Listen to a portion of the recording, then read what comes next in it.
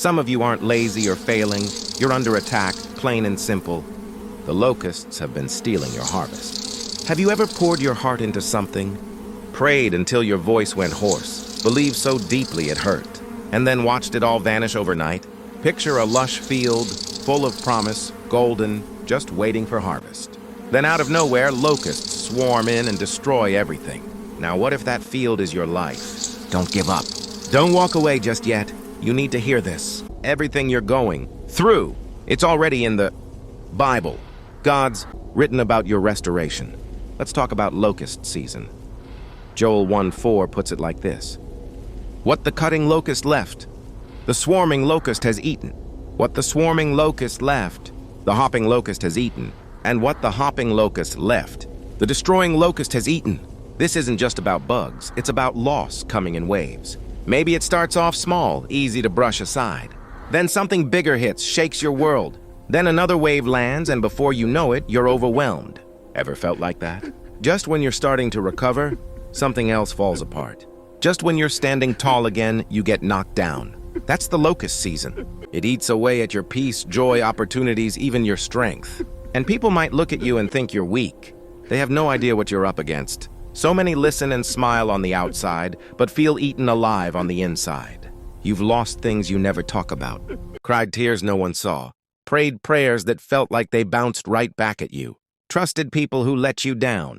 Worked hard but still hit brick walls. Believed God, but got silence instead of answers. And now you ask, God, where were you when the locusts came? Here's the truth that changes everything. God was never absent during your loss. Even when your field looked empty, God watched over your life. Psalm 34:18 says, "The Lord is close to the brokenhearted and saves those who are crushed in spirit." He's close, not distant, not silent, closer than you realize, especially when you feel weakest. So why does God allow the locusts? Tough question, right? Joel 2:12-13 tells us, "Return to me with all your heart, for I am gracious and compassionate." Sometimes, it's not just about loss, it's about realignment. When things go well, we lean on our own strength, connections, plans. When the locusts come, we remember we need God. It's not punishment, it's a wake-up call.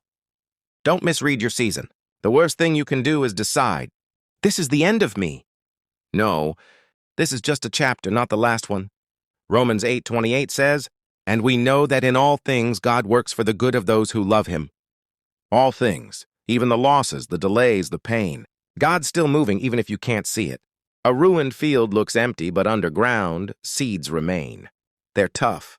What God planted in you, your purpose, your calling, can't be wiped out by one bad season. Maybe it's delayed. Maybe it's hidden. It's not gone.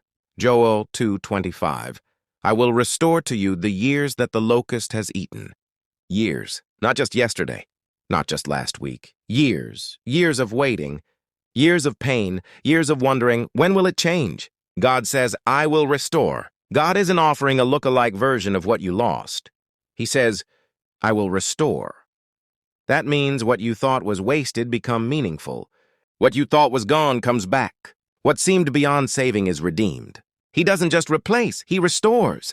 Joel 2:24 says, "The threshing floors shall be full of grain. The vats shall overflow with wine and oil." Overflow, not barely enough, not scraping by. Overflow, more peace, more joy, more blessings than you had before. God's restoration always passes up the loss. God restores, the Bible shows it. Look at Job. He lost everything, but God gave him double. Job 42:10.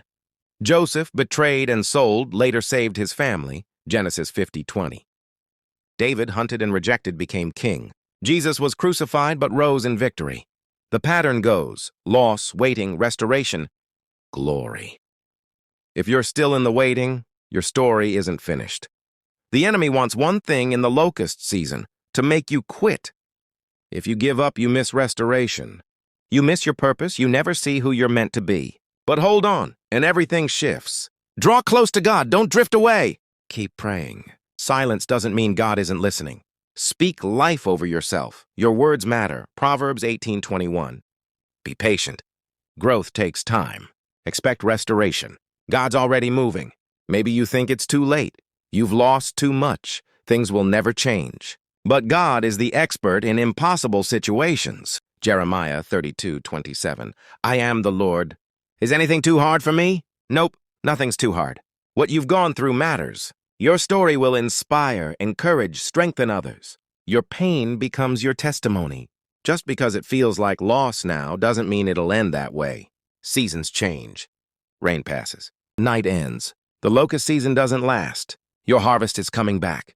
Habakkuk 3:17-18.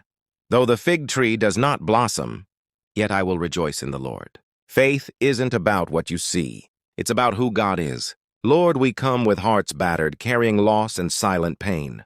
You see every person here. You know what's been taken. You know what hurts. Father, you promised to restore the years eaten up by the locusts. We hold on to that promise. Bring back their peace, their joy, their opportunities, their strength. Erase every broken spot with something beautiful. Breathe life into their field again. Revive what looked dead. Give them faith to hang on when they don't get it. We trust you. We believe you. In Jesus' name, amen.